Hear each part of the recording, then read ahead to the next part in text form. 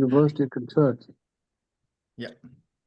So let me give just a quick introduction before I forget. So this is, you're going to see a lot of pictures here.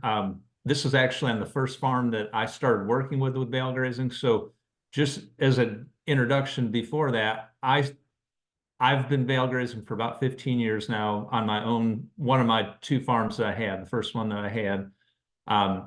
And so everything I learned about Bale Grazing, none of it was directly from the College of Ag. This is all things I did on my own farm, learned how to bale graze, learn in a different state, actually, up in the Northeast from someone that had been bale grazing for years.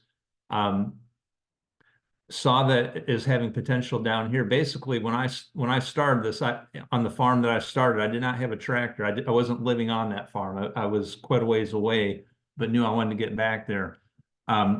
And so I had a tractor about 2 miles away, a good friend of mine. That's why I wanted to be in that area that had a tractor, but so I could use it to stage bales or to bush hog in the summer, something like that. But it just wouldn't work out to go that far to feed every couple of days with a tractor. So I saw this being done in the Northeast, saw great potential to do it here in Kentucky. And so I did that. But what I learned is it had to be modified considerably from how it's done traditionally, kind of in the northern part of the US and Canada, because they typically have frozen soils the bulk of the year. I'm sorry, bulk of the winter time. We certainly don't have that in Kentucky, and you certainly don't have that in Tennessee. So anyways, everything you're going to see here is either on my farm or some of the actual farms I've been working with. None of it will be on, say, our experimental farms at University of Kentucky. So that said, let's kind of look at how it's done. So bird's eye view, I like showing this just kind of bird's eye view how it works. So wherever you're storing your hay, you'll get that out. I usually say, for a lot of people, like late November, mid-November is a good time to start setting that hay out. You'll have almost no rot if you do it at that point into the winter time. You're going to put it out kind of in checkerboard fashion like you're seeing here. And then when you start bale grazing, you're going to start where the water source is. So on the right-hand side in this slide, you're going to set temporary fencing. So, step and post poly wire. And this is an important point to make it. The only way I've seen bale grazing work well is with portable electric fencing. I've seen a few people try it without. I've never found anyone that was happy with the results. So they tried it maybe for half a winter, maybe even a winter, but they didn't keep doing it. So put up your temporary fencing. In this example, I've got 3 bales. That could be 1 bale on another farm, might be 10 on a really big farm. So as you work through that hay, you just keep leapfrogging the fence. You obviously set the new fence first before you take the old one down, and you'll work across that pasture, again, away from the water source. Now, that may have been a month on kind of a typical farm to go through that amount of bales. It may be a week on a big farm. It might be 2 or 3 months on a small farm. So it's all very flexible. Here, I'll show a few pictures, again, just kind of getting us introduced to the topic.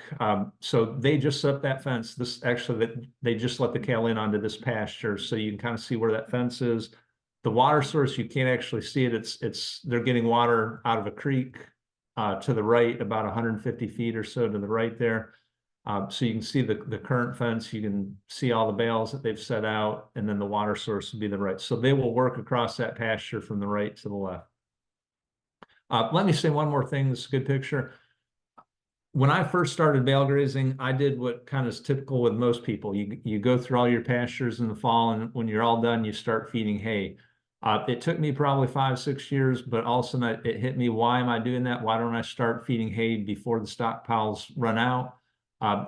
Again, in Kentucky, we have primarily, tall fescue, and I know you do as well in the bulk of the state. Makes a great winter feed. And we all like to think, especially in extension, that we have perfect hay, but most of us know that rarely happens. So if you have typical cow quality hay, what I call, maybe in the low 50 TDN, 7, 8, maybe 9% protein, having a little bit of stockpile mixed in with your hay when you're feeding it out makes a great balanced diet.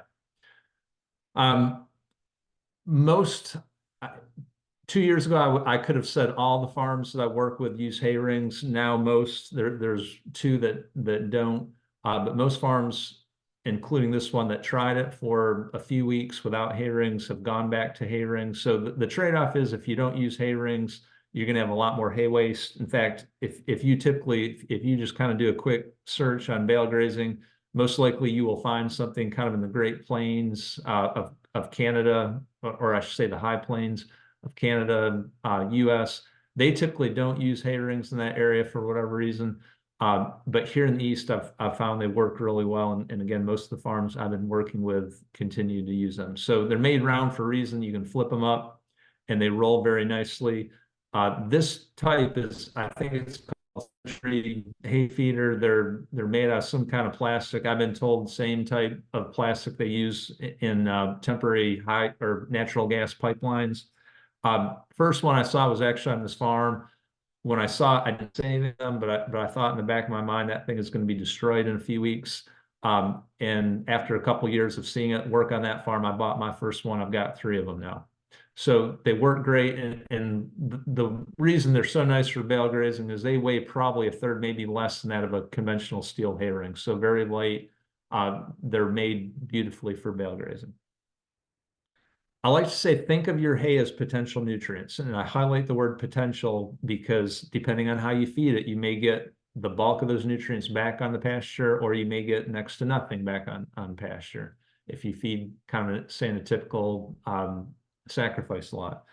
So this is the same farm. So look at this picture, look at basically about the density that they're feeding those bales out at. The next picture, I came back, it was a couple weeks later, so it wasn't the exact spot, but it was the same pasture, far side of it, and they're just about done bale grazing on a pretty big pasture, about a 25, 30 acre pasture. So this is what it looked like. So look at that. Again, think of that as the potential, right? And if you do your job, if you do it well, you can get that kind of distribution. And of course, all you're seeing is roughly half it, right? You're seeing the manure, you're not seeing the urine spots. So double that, and that's kind of the distribution you've got.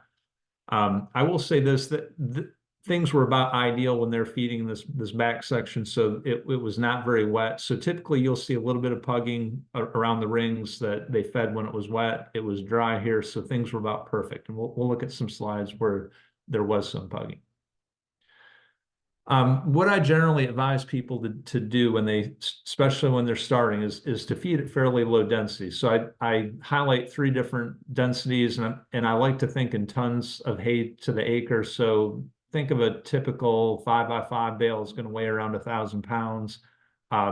So essentially 4 5x5 bales would be 2 tons an acre, which is what I'm calling low density.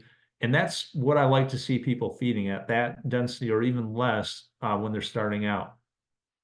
Now, there's 2 reasons for this. The main one is that when you feed at higher densities, you're more likely to start pugging up the pasture, and we'll see some slides on that. The other thing is, even at that low density, I want you to look at, these would be the units of NP and K that would go back on that pasture. If we assume we're getting just 75% of those recycled, I think that's conservative. I think we can do a little bit better than that. But if we make that assumption, we're still getting over 50 units of nitrogen, and we're getting about 80 units of potassium. So 50 units of nitrogen would be, I think, about 110 pounds of urea. 80 units of potassium would be, I think, about 115, 120 pounds of potash. So think of that in a typical pasture situation, and that's a pretty good amount of fertilizer for those kind of situations. Now, up until probably 3-4 years ago, that is what I would have thought the bulk of the fertility benefit would be with bale grazing. I'm now starting to realize there's a whole nother avenue that we're getting that fertility benefit, and it's from the organic matter. So think of commercial fertilizer, urea, DAP, potash. You're not getting any organic matter with those fertilizers, right? It's just raw chemical NP and K. When you feed hay out there, whether you're doing it with bale grazing or unrolling, you're getting a lot of organic matter from waste hay and from the manure.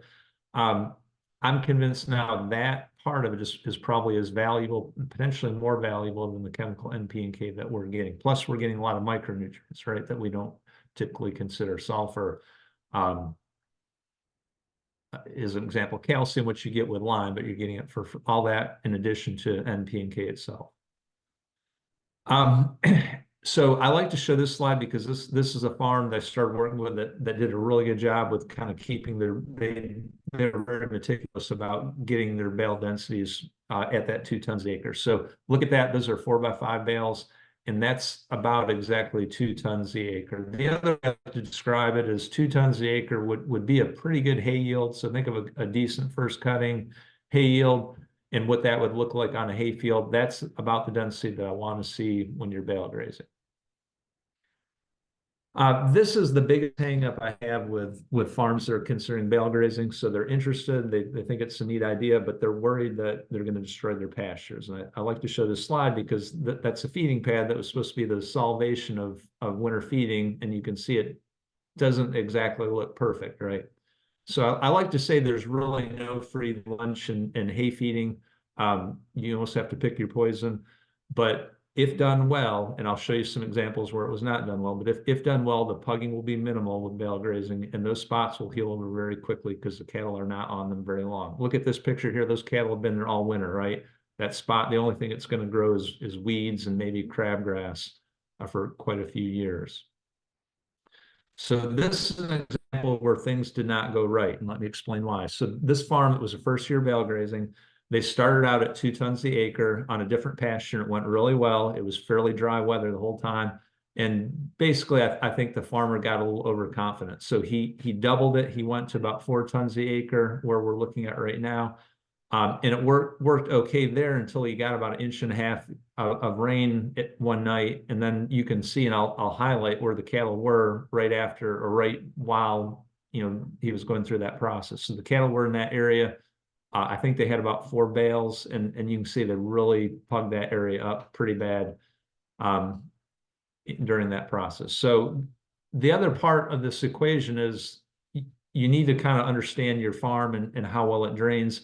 This is in most of central Kentucky. We have fairly well-drained soils.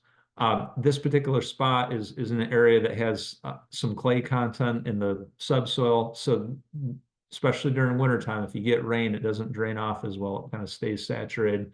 And so in other words, on well-drained soils, you can feed a little bit higher densities than you can on poorer drained soils.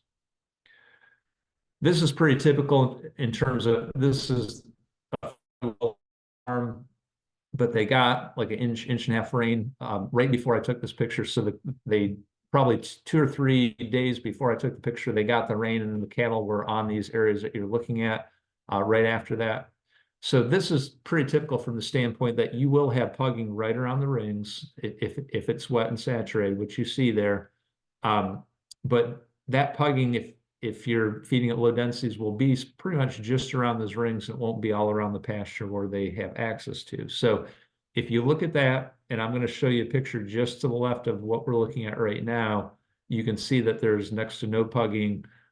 You can also see they have a little bit of stockpile, not great stockpile. So they're walking around the whole pasture, eating the stockpile, also distributing a lot of that manure and urine. But the bulk of that pasture, even though it was wet, did not get pugged up. This is a slide in Virginia. So the Virginia State Grazing Specialist for NRCS, who I've met a number of times, he called me a few years ago. He wanted to try I'm not sure if he wanted to try bale grazing at that time, but he called me. He said there's some people that were thinking of doing bale grazing. He was concerned though, because he'd never seen it done and thought that again, as a lot of farmers, that it may result in a lot of pugging. So basically, I walked him through a presentation just like we're seeing, spent a lot more time just answering questions with him just by Zoom like we're doing.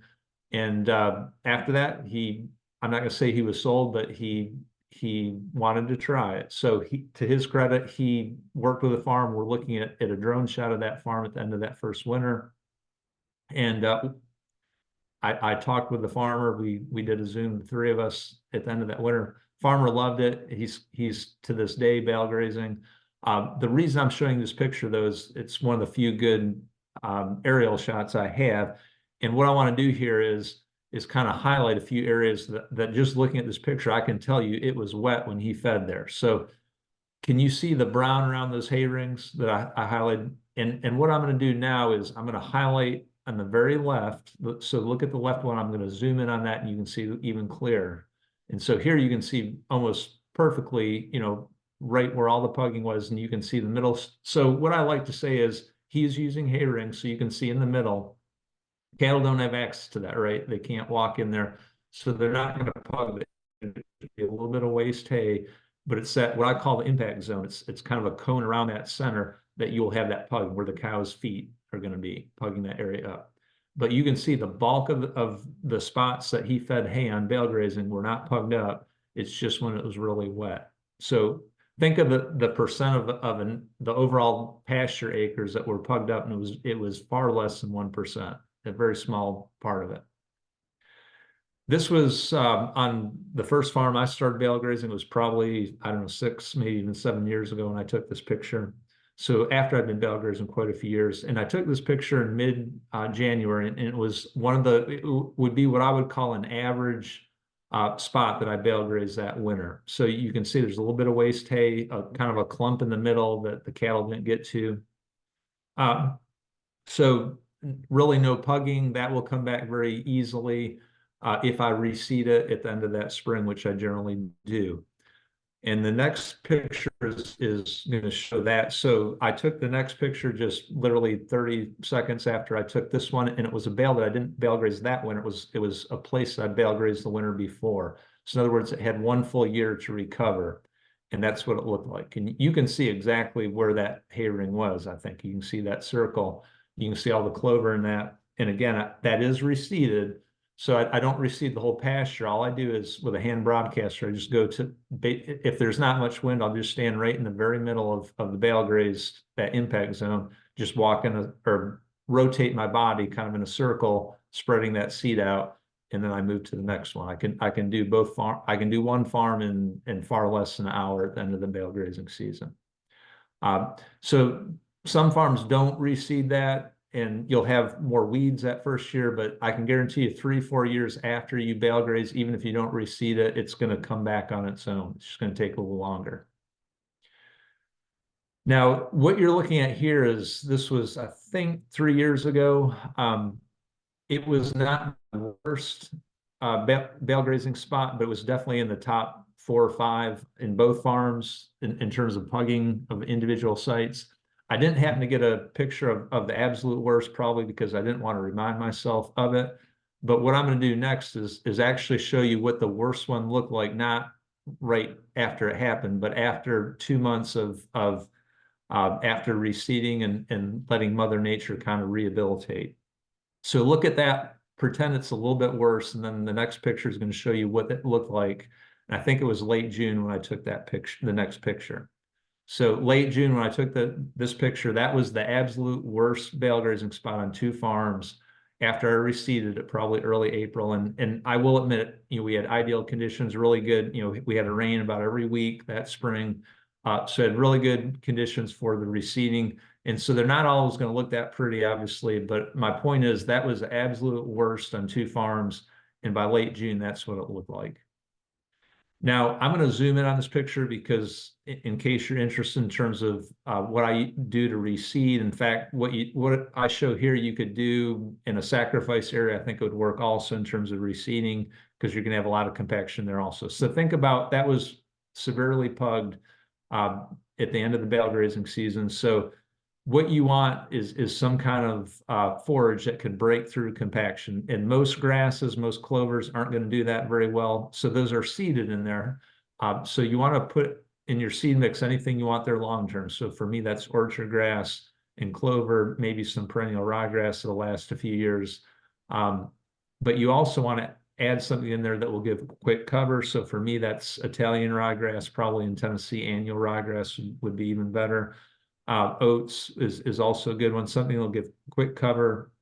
It's not going to last very long, but it's going to kind of almost be a nurse crop for the rest of what you have in there. I also like annual Lesbadiza for that first year of production. But what I'm going to show you next is the key to I've found, took me a few years to figure out, but the key to breaking through the compaction in these areas. And so I'm highlighting the 2 different forage species. One in the bottom left, that is it's improved variety, but it's called forage chicory. So the same thing, chicory that you see kind of in summer, the blue flowers. It's the same type of species, but it's improved variety, so it has a lot more leaf than the wild variety. The one at the top is plantain against improved variety. We have wild plantain in our pastures. They're usually very low growing, so the cattle don't probably eat them much. But these improved varieties are very leafy, and the cattle actually love them. When they go into an area that has this, that the cattle will actually preferentially graze that over almost anything else. So those are kind of the keys that I've found to rehabilitating those impact zones when they're pugged up. What varieties were those, Greg, that you mentioned? So, so the two I have on those areas, the bottom left is chicory. It's an improved variety that you can buy. It's a forage chicory. I think it may be called, I don't remember. There are a couple different varieties that all of them will work well. I don't recall what the exact variety is. And the same with the plantain. It's just kind of a generic forage plantain. But the picture here, I'll highlight. So the one on the left is that forage chicory. The one on the right is plantain. And this picture hopefully shows why they work well for breaking up that compacted area. Look at the root structure on those two forage species compared to, again, our typical clover. Yeah, fescue is going to have a little bit better root system than perennial ryegrass. But the point is you want something with a deep, strong taproot to break through that compaction. And hold on one second. I've got a cat that needs to go outside, and just give you 10 seconds here.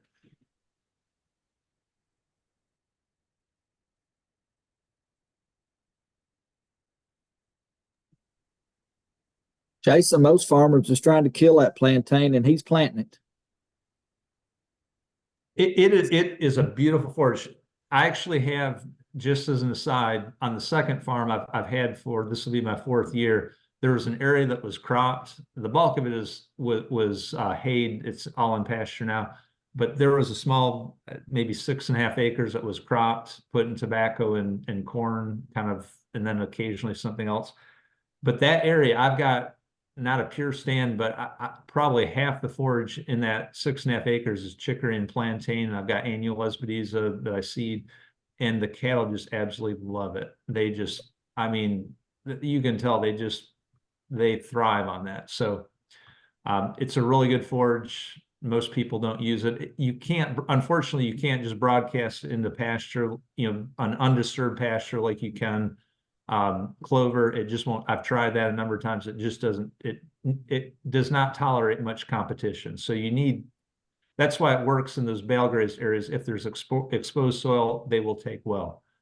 And I've heard you talk about that in your other, where can you find the plantain? I've never, just like Chris mentioned, we spend a lot of time trying to kill plantain, and then you find it in a forage type, and I've never been able to find it. I've actually asked my co-op about it, where we buy a lot of our stuff. So yeah, and in my co-op can't get it either. I mean, I'm sure they could if they wanted to, but I actually order those two through the mail it's a real good seed distributor. It's called Welter Seed, WELTER.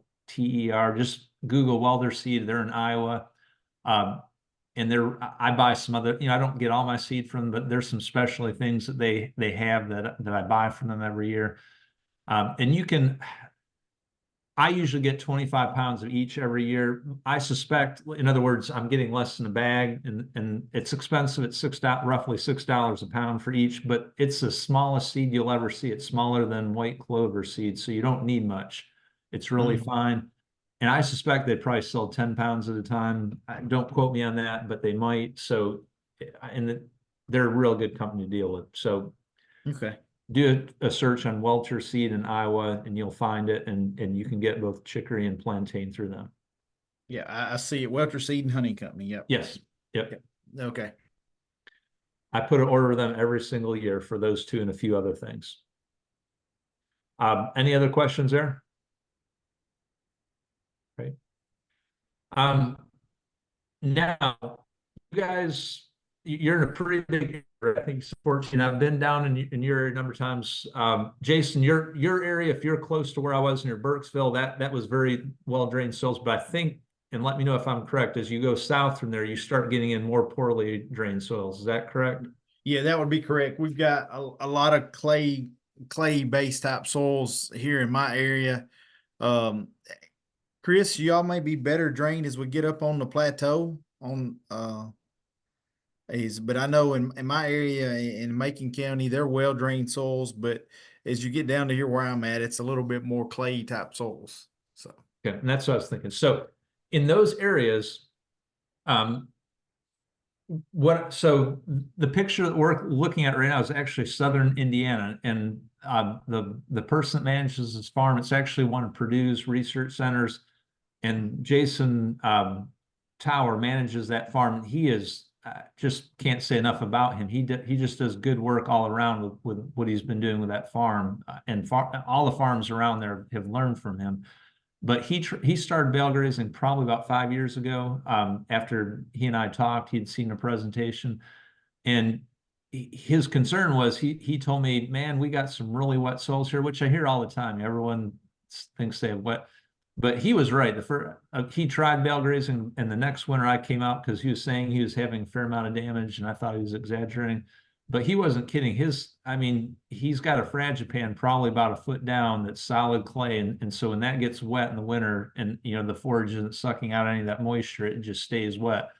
So he is still bale grazing, but what he did is he modifies a little bit. So he sets the hay out, and I think this is the key. He sets the hay out when the weather is dry. So he's never out there with a tractor when it's wet.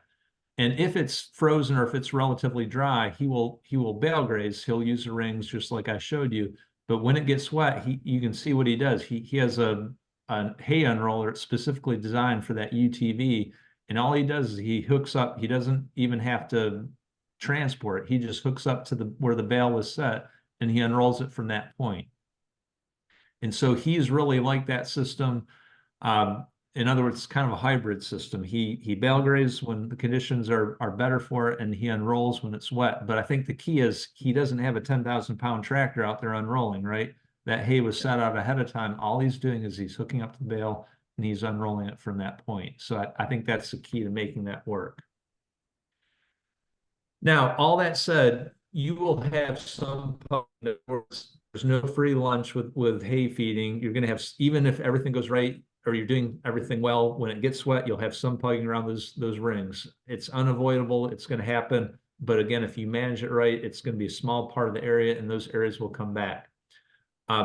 So what I like to focus on is not what it looks like at the end of the winter time, but what it's going to look like, maybe not even that first year, but what are those same bale graze areas that looked a little bit pugged, not terrible, but a little bit pugged up? What are they going to look like 3, 4, 5, 6 years from now? Because once you bale graze, you will receive benefits for a long time. It's not just going to be that first year. You will see benefits for years and years. So what I'm showing you here was a little impromptu experiment I did on one of the 2 farms, one I've had for the longest.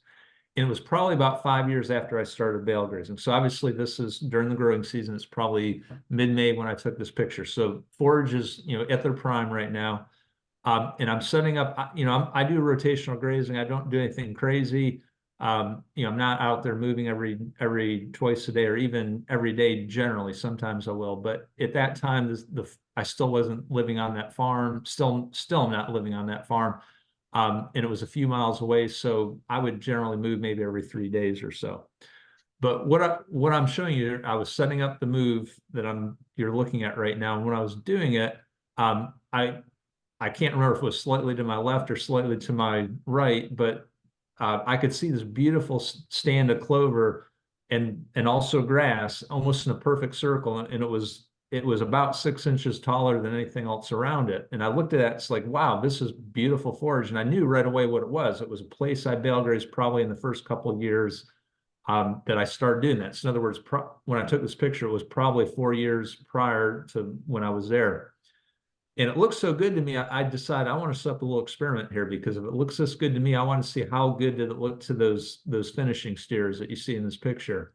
And so what I did, and if PETA ever finds out about this, they're probably going to get upset, but I set up a really cruel experiment.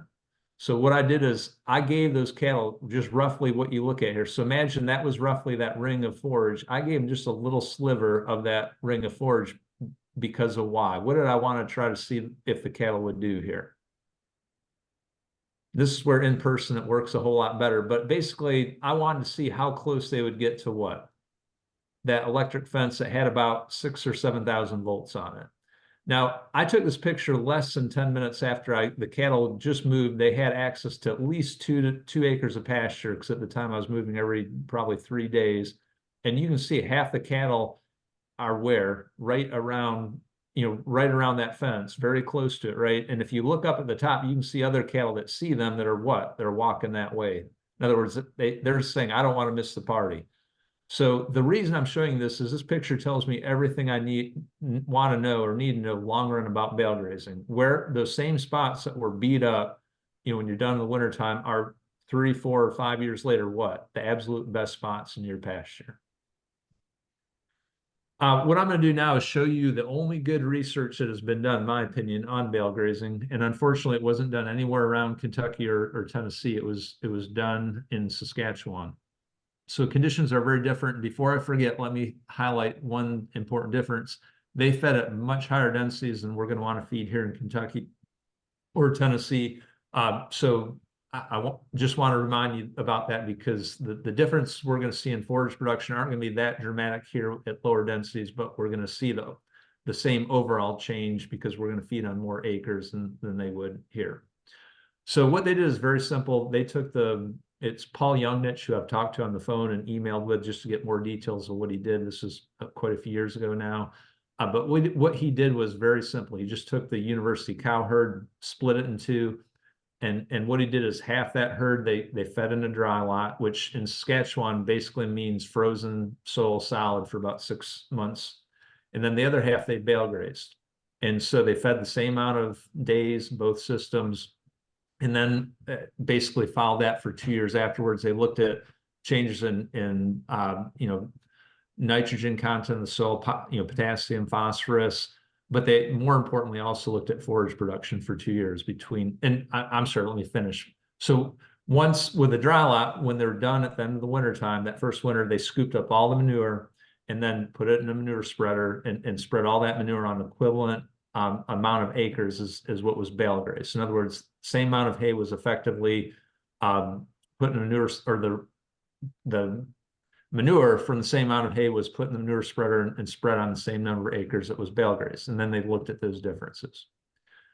All I'm going to do for time's sake, the change in forage production, and because to me that was the most important one, but he had a lot of good data on nitrogen concentration, potassium, phosphorus, calcium, other things. I'm just going to show you forage production because in the end, that's what I want to see in terms of change. So the control had roughly 2,000 pounds of forage production. That's per year, which looks really low and would be in Tennessee or Kentucky, but this Saskatchewan, where they get, I think, 13 or 14 inches of rain a year. So their baseline is going to be a lot lower than us. That still looks low to me. But anyways, that's control, and that's what we're going to compare against. So the next one is the dry lot. So again, where they scooped up the manure and then spread on the same amount of acres as with the bale grazing.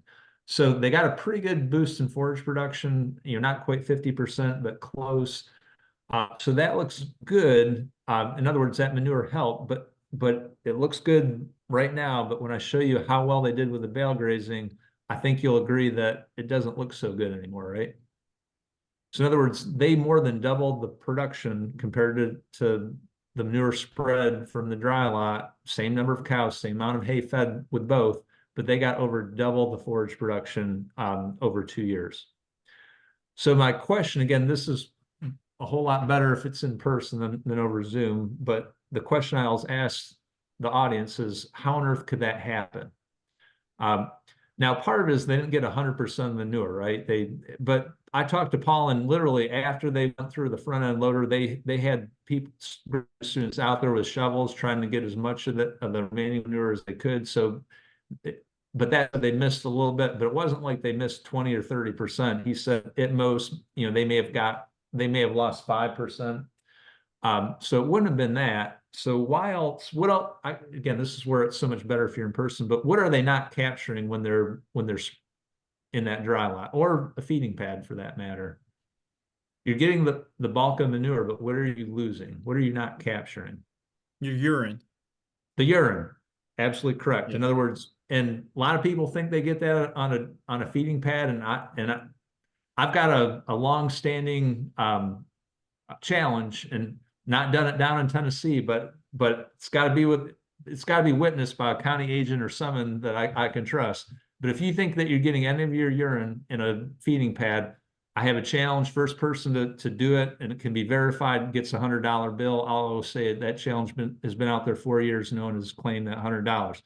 But it's got to be at least 50 gallons of water. Take it out in the middle of your feeding pad, dump it out. You've got to wait 1 minute, and then with your front end loader, see how much of that water you can scoop up. If you can get more than 5 gallons, you get that $100. It can't be some convoluted thing like, you've got a feeding pad that is kind of goes in or something. It's got to be a flat pad. Again, it's got to be witnessed by a county agent or someone else that I can trust. But that is a challenge I've had for 4 years. So the answer is most likely a good chunk of this is we are not capturing the urine, and the importance of the urine is hopefully going to be shown in this slide. So in a typical forage-based diet with beef cattle, about 2/3 of the nitrogen is going to be in the urine. And most importantly, almost all of that nitrogen in the urine is going to be what's going to be available to plants in that first year. The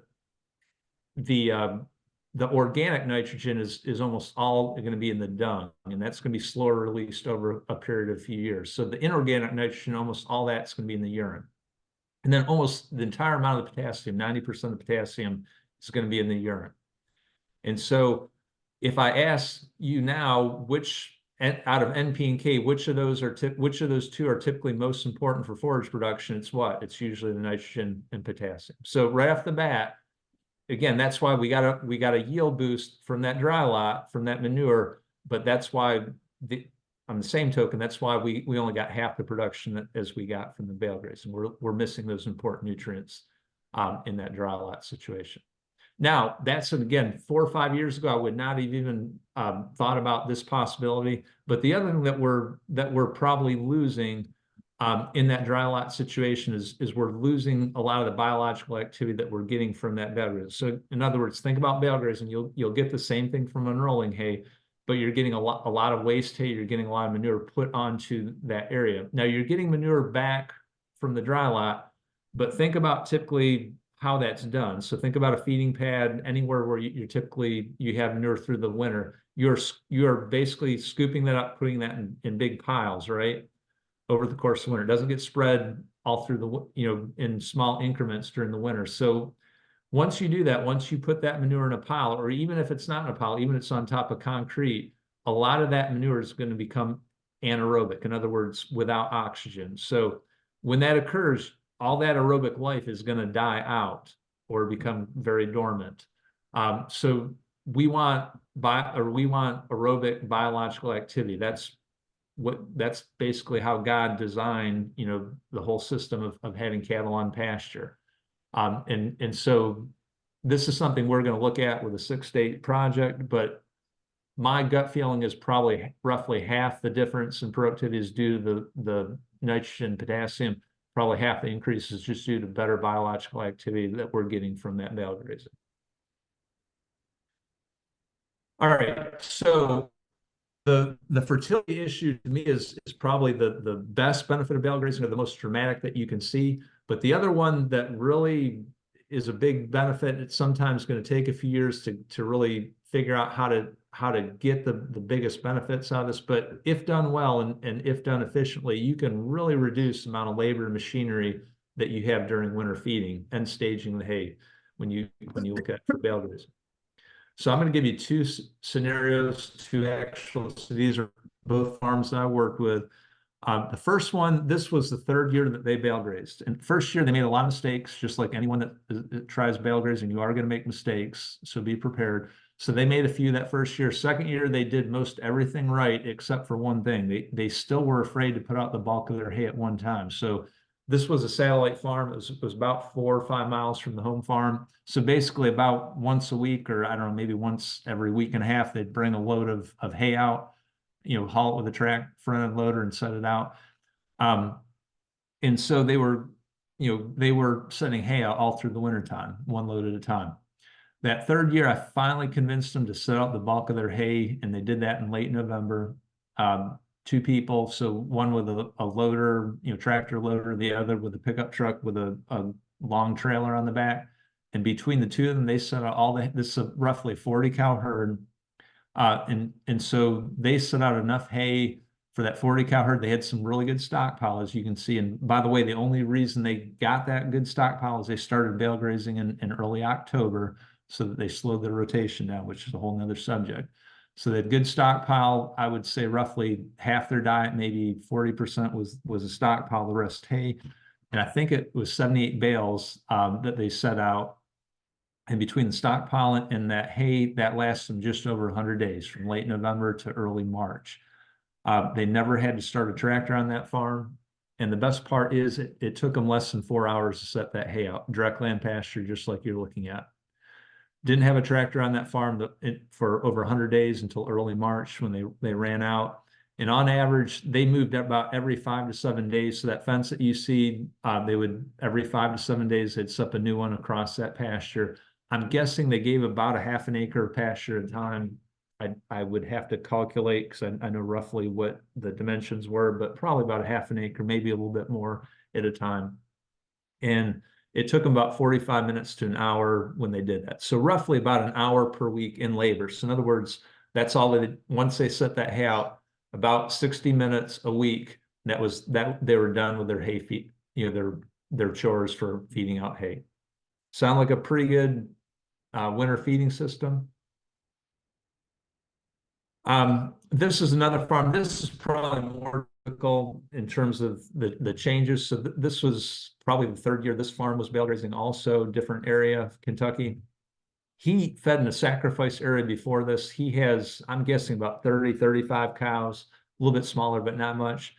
For whatever reason, he was feeding every day in that sacrifice lot before he started bale grazing. And he said on average, it took him about 45 minutes a day in that sacrifice. And he said he'd feed 90 to 100 days a year, or during the winter time. So added up to a lot of tractor time that he was out there feeding.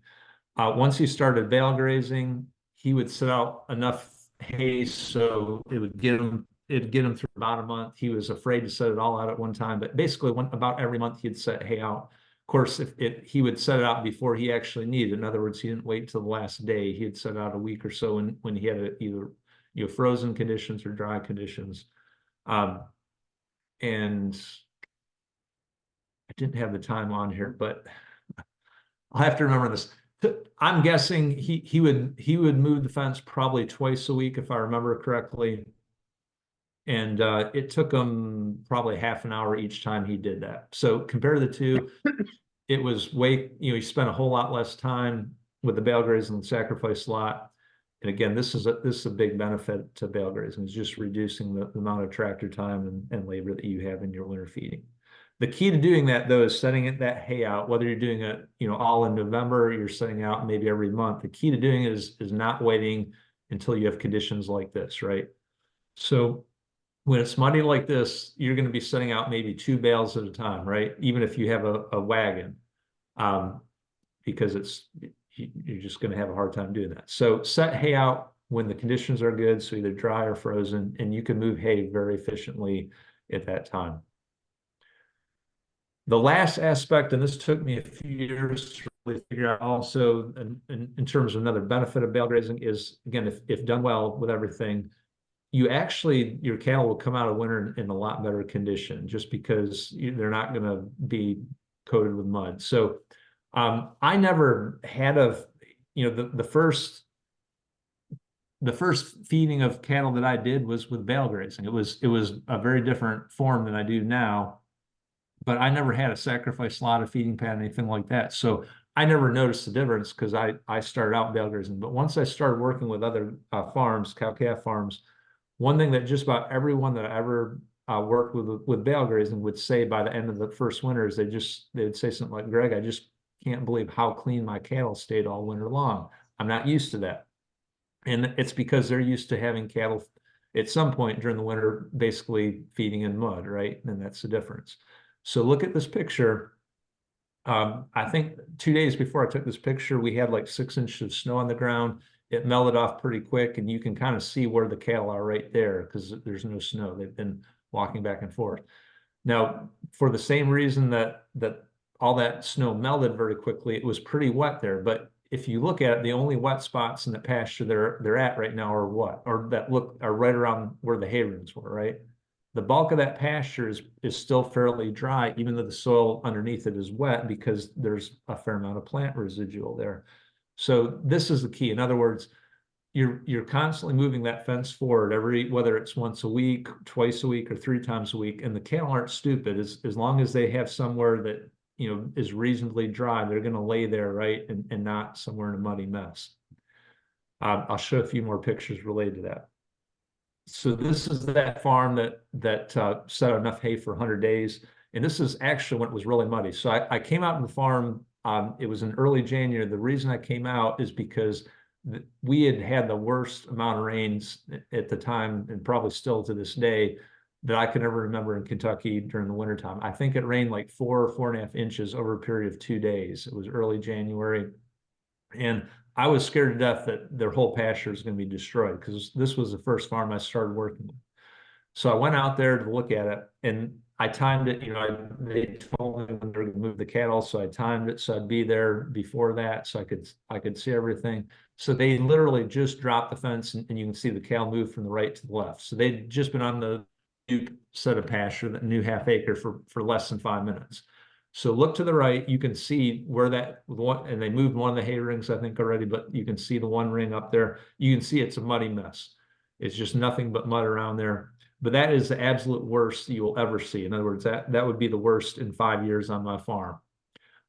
So yes, it's severely pugged there, and that for sure isn't going to look good the first year. Probably it'll take 3 to 4 years for that spot. But look at the bulk of the pasture they came off. The bulk of it, there's a little bit of pugging, but not bad. But the main thing I want you to look at now is on that drive to go there. It was a little over an hour drive to get to that farm. I passed probably 30, 40 cattle farms on the way. There wasn't a cattle farm that I passed, the cattle weren't coated in the mud up to their brisket or close to it because of all that rain. Look at where the cattle are right now. Does that look like a pretty good spot to be after a 4-inch rain? And hopefully the answer is obvious. That's a darn good place for those cattle to be. They're dry as can be. It's just a wonderful feeling to let cattle in the area like that, and knowing that they're gonna be very healthy there compared to the counterpart. All right, what I'm gonna do now is show you a farm that had this is a farm that is Bale Grazing now, but they started off with a sacrifice lot. Now I did not take this picture. In fact, the first 2 pictures, well, second picture, I think this picture they sent to me. So this is how they used to feed in a sacrifice lot. And they assured me it didn't look this bad the first month, but by the end of the winter, every year that they fed there, it would look like this by the end of that winter time. So think about the cattle, and by the way, this is a fall calving herd, and for whatever reason, we don't see the calves here. Maybe years ago they didn't in the calve in the fall. I don't remember, but right now they're fall calving herds. So keep that in the back of your mind also. So they went from the sacrifice lot, and an ag engineer convinced them to build a feeding pad because he said that would cure their winter feeding problems. That would be their salvation. I took this picture, I'm not kidding you, they built this pad in November, and it was early March when I took this picture. So they still had close to a month left of hay feeding. That's what it looked like the first year. Now, I will be the first to say most it's not that bad in 1 year, but most feeding pads after 3, 4, or 5 years will be mud around the perimeter of that pad. And this is how they're feeding today. They've been Bale Grazing. By the way, they call that their $12,000 mistake. And I got to about 6 months too late. They saw a presentation I did after they built that pad. This is how they are feeding now. They're Bale Grazing. Again, now you can see those fall born calves. So think about those calves. Think about them in this system compared to the dry or the feeding pad or the sacrifice lot. Which of those is going to be better for those calves? Now, I've never had to pull out a dead calf out of the mud, but I know a lot of people that have. And I can pretty well guarantee you that they've not had to pull out a dead calf out of the mud since they've been bale grazed. In fact, I know that for sure. Greg, that was the reason that's the reason we went to Bale Process Center unrolling, is because probably 14 or 15 there, when the calf prices were high, we had trampled two calves that got trampled around the hay ring. We calve right now. We just started a calving season January 1, and that, for us, that was just easy because we were feeding them every day. We're seeing the cows every day. Yep. And Okay. and so when you get those really muddy, wet winters, we lost two calves around the hay ring. We said we're gonna do something else. And And unfortunately, at that time, we hadn't seen anything about bale grazing. okay. And so I'm not really showing you in these pictures, but one thing that I've learned with fall calvers, and initially the first farm I worked with fall calver, initially they were annoyed by it, but what they found is those calves would go underneath the hot wire until they got to certain points. In other words, when they're 200-300 pounds, they would generally go underneath the wire. And the farmers, they were getting irritated by it initially, until they started thinking, being on the other side of that hot wire from all those 1,400 pound cows isn't necessarily a bad thing, right? They're not going to get stepped on. And what they also found is those calves essentially were creep feeding, right? If you have a little stockpile, they were going across that wire, getting first dibs at that really good grass. So anyways, they found that it's one of those things where if you can't beat them, join them, and they actually started raising the wire. They wanted those calves to essentially be on the other side of that fence from the cows for a good chunk of that day. So yeah, for a number of reasons, bale grazing really works well for fall calving. You saw this picture before. Again, look at those calves. This during wintertime. Again, they're not on the other side, but this farm, they would typically go through that fence at some point. Probably because they just moved into that new area and they all have new grass, so they're not there. But not a bad thing for those fall calves to have good dry area and to be able to get away from the cattle and not be in that mud and hay and get stepped on. I'm going to put in pitch. So very quickly, I am leading a 6-state project. The NRCS is funded for 5 years, so it's going to be a really good project. Long run, it's hard to get funding for that amount of time, and these are the 6 states involved. I really would have liked to have gotten Tennessee involved also. Some of my counterparts, extension specialists, Tennessee, for whatever reason, they don't think bale grazing is going to work, so they weren't very interested in this. That said, if there's anyone down there farm wise that wants to bale graze and I'm down your way, I'd like to help you out. But these are the 6 states involved, and after we're going to be doing this for 5 years. We're going to collect that soil data. We've got a really good soil scientist from North Carolina that specializes in pasture, and he also specializes in biological activities. So we're going to get some good data there. And we're also looking at forage production on all the farms that are participating. We're looking at that over 3 years after the bale grazing. So hopefully we'll have some good data at the end of this. We're looking for bale grazing volunteers in all those states. Again, I wish Tennessee was part of this. This is one of the farms. This was from last winter. This is one in Kentucky. By the way, this farm is one that's not using hay rings.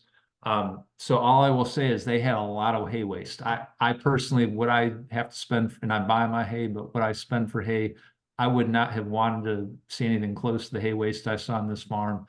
But they claim they buy their hay cheap enough that they don't worry about it.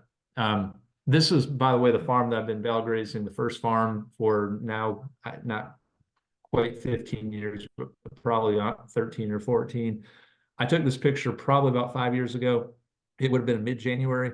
And this year I do not have this kind of stockpile because we were dry as a bone all fall. We did not start getting rains until the very end of October, early November. But on a typical year in mid-January, half my farm will look like that or even a little bit better. And I do that without any commercial fertilizer. In fact, I've never applied a pound of commercial fertilizer on this farm. It's all through the bale grazing and good grazing management. That said, I'm going to leave you this question, then we can answer any of your questions. And that's, how are you going to feed your cattle this winter? Is bale grazing something that might work for you longer? And by the way, it's not too late to try bale grazing this winter. One thing I do tell people is first year, what I generally recommend is don't necessarily plan to bale graze the entire winter. Just plan to bale graze maybe 2, 3, 4 weeks, see how it goes. And then you can adjust. And if it's a disaster, if you just don't like it, obviously, then you don't have all the hay set out there. But try it for at least a few weeks, enough where you can really give it a good try, and chances are you will like it. So, questions that you all have. Anybody that has questions, feel free to unmute, or you can put them in chat. Chris and I'll monitor the chat. If you want to put them in the chat box down there at the bottom, we'll try to ask Greg any questions you guys might have. Greg, one thing I know you mentioned was always on stockpile, and this was a question I had from the whole of anybody you worked with. Did you work with anybody that had tried bale grazing that didn't really have a stockpile? A lot of our producers are 20 to 30 cow, mainly in a group, and they're going to be continuously grazed. And so we don't have much of a stockpile to go into when they start the bale grazing process. Okay, so the answer is yes. So again, it took me at least 5 years before I even started thinking about feeding on the stockpile. So I did it for quite a period of time without it, and almost all the farms that I started working with did it without stockpile initially.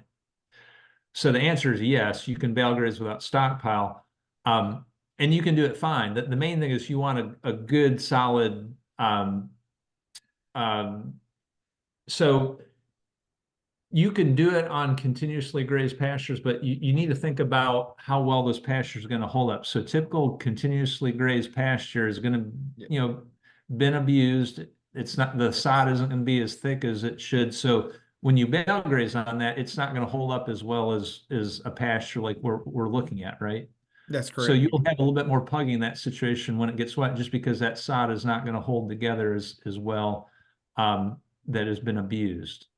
So the other thing I would say is if they're continuous grazing, they almost by definition are not rotational grazing, right? And their cattle are probably not going to be trained to electric. And the last place you want to try to train your cattle to electric is when you have 30 bales in a pasture. So in other words, you want to make sure those cattle are well trained to electric before you put them in a bale grazing situation. So I think I mentioned at the beginning, you pretty much need to be doing rotational grazing to go to bale grazing, because I call bale grazing rotational grazing of round bales. Yeah. Now, I will say this, the reason that the stockpile works so well when you mix it with the bales is basically I can give them the same area, same number of bales, and basically move them half as often. Does that make sense? So in other words, if they're getting half their diet from the stockpile and half from the hay, I feed the same amount of hay that I would otherwise, and instead of moving every 2 days, I move the cattle every 4 days. So it reduces my labor by doing that. I also think I get better utilization out of that stockpile when I mix the hay in there, because what they will do is they will like what we're looking at here. They will eat that stockpile for a day or so before they touch the hay.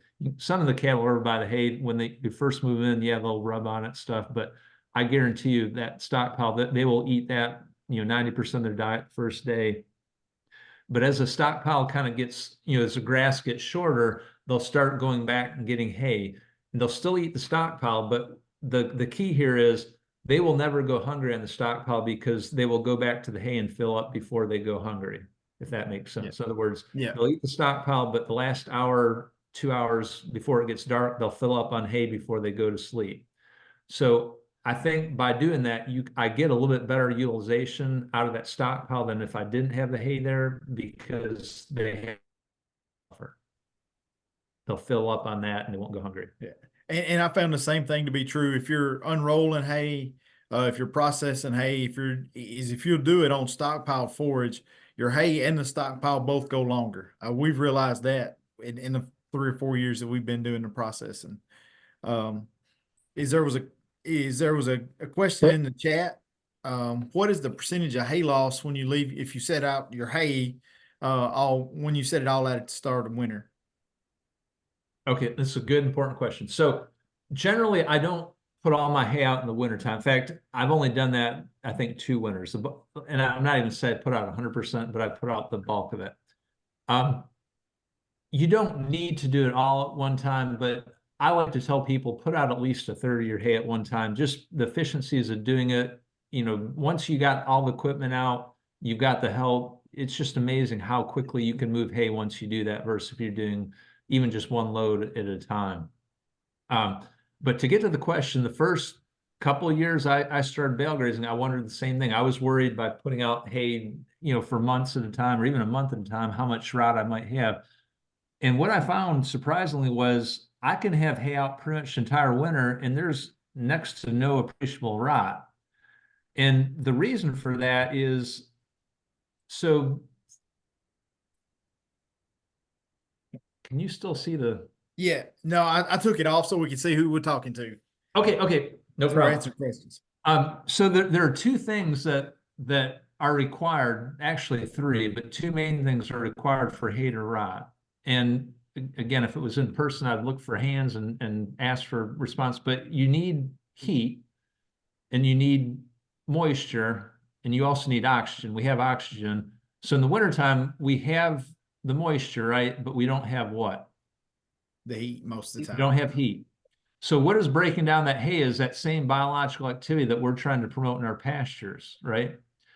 But which is going to be during the growing season. So that biological activity slows down to next to nothing when it starts getting cold. So that's why I tell people generally by late November, and by the way, I don't know this for sure, but if your pastures are either stop growing or they're growing, very slowly, that also means that the biological activity is slowed down to that pace. So if your pastures aren't growing, you're going to have next to no rot. By the way, the same thing is true with the drought for different reasons. So in other words, if you set out hay in the middle of summer during a drought, that hay will have almost no rot. It's not because there wasn't heat in summer, it's because there wasn't what? Moisture. Wasn't moisture so you have to have both. So in the wintertime, we don't have that heat, we don't have that biological activity that's going to break down the hay. Now, I will say this. I think it was 3 years, it will be 3 years ago this March or April. So I didn't plan perfectly. I had it was either 2 or 3 bales extra so in other words, by the time the grass started getting good enough to graze, which was very beginning of April, I had 2 or 3 bales left, and I had every good intention to get those come back and get that hay put back in the barn in the next week. You know how things go when early April when things start getting going. I didn't get to it for about a month, and so when I finally moved that hay, so the bale that I fed before they started grazing, which was in late March, last couple bales had essentially no rot in them, but that same hay, from the same batch that I left out all through April and moved it. It was either very end of April or beginning of May. I was amazed how much rot was in those bales. I mean, it was like I probably lost 10-15% of the bale in less than a month, and it's because why? What happens in April? You start getting a flush of that biological activity, right? You've got the heat all of a sudden, and you've got the moisture. You've got perfect conditions for that rot. That taught me a lesson. In other words, is when the grass starts growing, that's when the hay is going to start rotting. And I found that year. So to answer the question is, do not be afraid to set that hay out. In Tennessee, you've got a little bit longer growing season. So maybe I say beginning of December in middle Tennessee. From that point, probably until mid-March, you're going to have next to no hay deterioration. The one thing you do want to avoid is if you set hay out that has been stored outside, so the thatch is already gone from it. In other words, it started rotting. It's not going to rot during the winter, but it's going to soak up all the rain during the winter. So in other words, you're going to have more waste in that situation because when that hay gets wet, if you get a lot of rain, the cattle are going to refuse more of it, but it's not from rot. It's just because that hay is getting wet.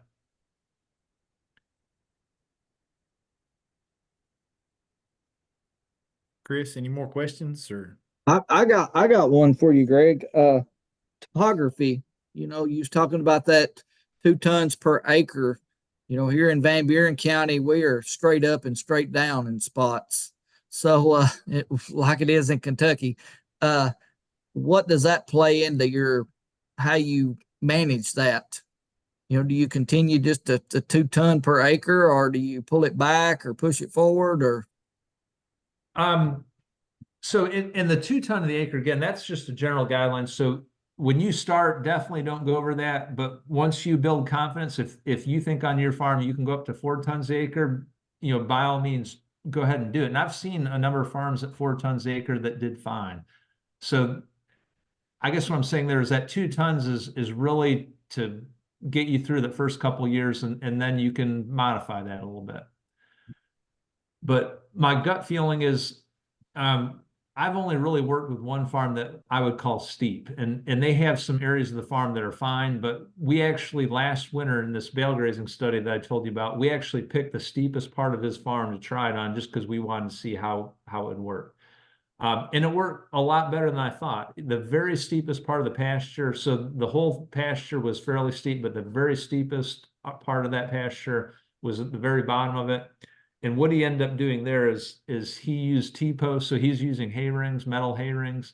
And what he ended up doing is driving a T-post. And I can't remember if he told me it was on the upper side or the lower side, but not a real strong chain, but just a real light chain. He wrapped it around the T-post and wrapped it around the hay ring so that the hay ring didn't slide down. In other words, it's not going to initially, I've seen this even on my farms, but when and the steeper it is, the quicker it's going to happen. But like on, gently sloping, that ring isn't going to move much until maybe they're down to 15, 20% of the hay. And then there's so little hay that they can, they're not purposely trying to do it, but just over time, the hay ring starts moving. Of course, it's only going to move downhill over time. So that was a problem he started seeing on the steep parts. And I don't know for sure, but probably when there's still a third of the bale, it started moving down. So that's why he put that T-post, just the T-post driver, he'd hammer it down. I'd have to ask him again. I can't remember if he said he put on the upper side. It seems like you'd want to put on the upper side and put the chain around. He said that solved that problem. Just a little bit more work is what it took. Yeah, and that's the question that we have. Where we're at, we're on the edge of the Highland Rim, and we've got some farms that are gently rolling, and we got some farms. So most of the farms that I'm on are really steep. And so we have limited flat areas, and all those end up being hay fields for everybody that I have. If it's flat enough that we could set a roll of hay on it without it rolling off, they cut it for hays. Sure. So here's the other thing I would advise. That same farm that we did that on, the real steep pasture, that was his 3rd year bale grazing. So in other words, I would have never have had him do that the first year. So in other words, on these farms are steep, everyone's going to have at least a pasture or part of the pasture that isn't like that, right? So in other words, start there, start where it's a little bit easier, and then as they develop confidence in the bale grazing, then you can try it on the steeper areas. And Greg, is the question I had, and I know is, you mentioned some 40 cow herds, and a lot of our producers, I mean, I know on my farm, we probably got 100 mama cows, but we got them in 4 or 5 groups of about 20 to 25 head. And so if you were going to do 20 to 25 head, what size pasture or paddock would you think about if you're going to do that 2 ton per acre or are y'all running them on 40 acres? Is it 50, cause I noticed the pasture is I know we see small clips, but it looks like there were big pastures. And like you said, they were still rotating through the whole farm all winter as they were bale grazing. They just set them out in all the pastures and then would rotate them around. Yeah, so different farms have different, like some farms will want to bale graze maybe on a third of their pastures each year. So they're going to feed a little higher densities. I'm actually the opposite. So I bale graze almost in, not 100% of the acres, but probably I bale graze on 90% of both farms each year. So I'm actually under 1 ton of the acre to do that. Okay. So I'm at really low densities, and I have a fair amount of stock. And most years, a fair amount of stockpile, not this year. So I'm feeding a little bit higher density this year. But to answer your question, I know you're not going to want to believe this, but it doesn't matter that much on the size of the pasture. As long as your density is around that 2 tons an acre. And it doesn't matter if I have 100 cows in there on 2 acres or 10 cows on the 2 acres, because the 100 cows are going to go through that 2 acres a lot quicker, right? So in other words, I'm going to have the same amount of hooves that hit the ground on those 2 acres, whether it's, half a day or 2 weeks with the 10 animals. I can I know that most people aren't going to want to believe that, but it's true. The only thing is over 10 days, you're going to average out all the climatic conditions, right? On the half a day with 100 cows, if it's dry, it's going to look better. If it's wet, it's going to look worse, right? Because it's going to be the extremes. But on average, it doesn't matter if I've got 100 cows or 10 cows on the 2 acres. It's just the 10 cows are going to be there a whole lot longer, right? Okay. Yeah, it makes sense because you'd have to move them faster. You know, you're That's gonna right. move them faster if you got more head. That's right. And really you just you start with initial pasture big enough for everybody to have enough grazing and to be comfortable there. And then you base your moves based on the amount of hay that you're going to provide them. Yep. And Jason, that is a good point. So in other words, when you go into new pasture, you want to give them a bigger area than you will later on. In other words, you want to give them a big enough area to start with so that they're comfortable and they're not constrained. And so, yes, that makes a little bit of difference.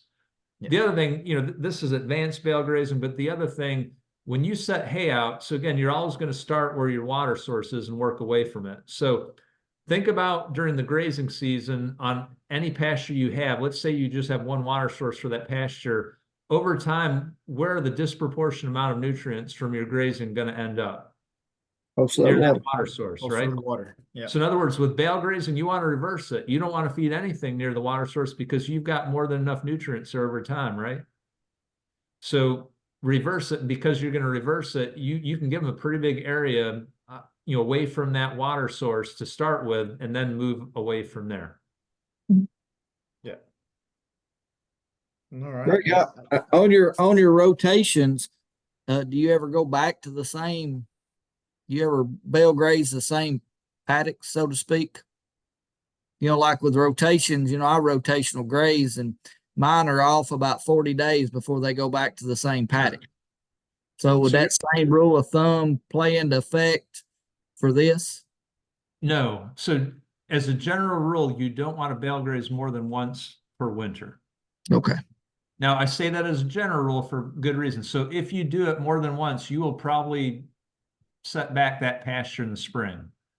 And you might severely set it back in the spring, which most of us won't want to do on the bulk of our farm. But if you're trying to overseed with clover, guess what I found is a good thing to do? Hit it twice. Because in other words, you don't want to do it in your whole farm, but the biggest failure of clover seedings when you're overseeding is too much competition from what? The grass. And if you can set back that grass in the spring, that's the best way I found it to improve the clover that I see. And I struggled for years until I figured that out. So I will intentionally abuse a small part of my farm each year that I'm going to overseed with clover. And I do it with bale grazing. So good question. All right.